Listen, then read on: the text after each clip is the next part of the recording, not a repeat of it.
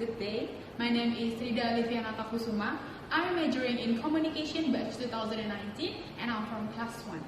Today I would like to explain about 7 traditions in field of communication, symbolic interaction theory, and cognitive dissonance theory.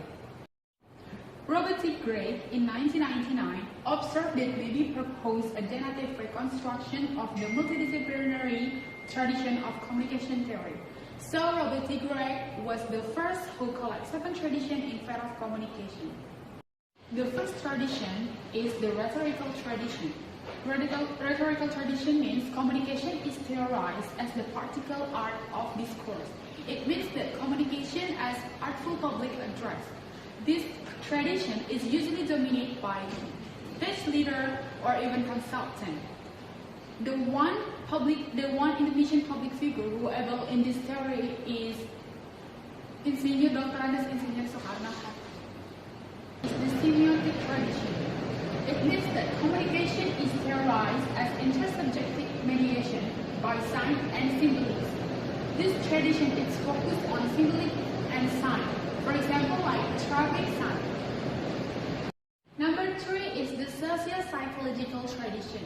It means that communication as interpersonal interaction and influence. It's like how people influence public address.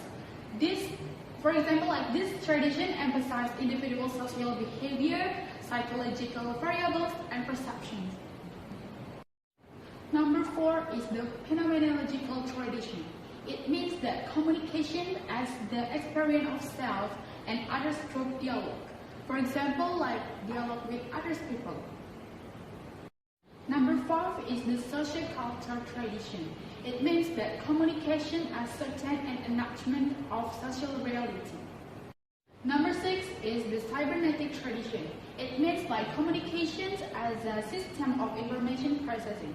For example, like conversation, interpersonal relationship, culture, and society. The critical tradition. It means like communication is theorized as discourse, reflection. For example, like feminism.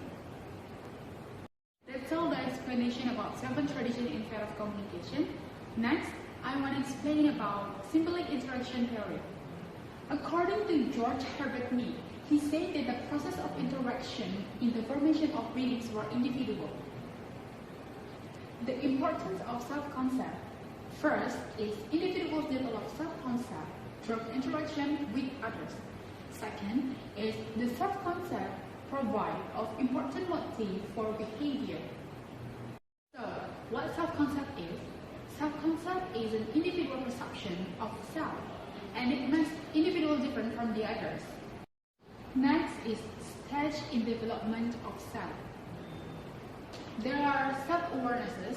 Self-awarenesses start from infancy. Self-recognition starts from 8 months. Self-definition starts from 3 years. And the last is self-concept.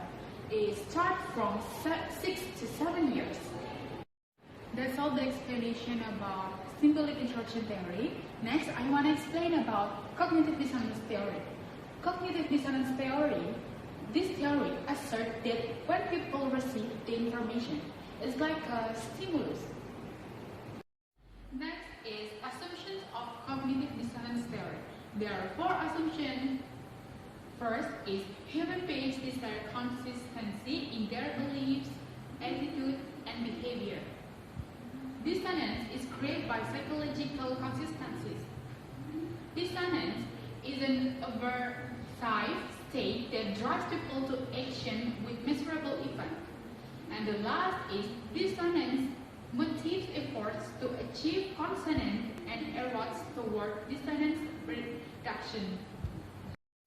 There are 4 cognitive dissonance and perception.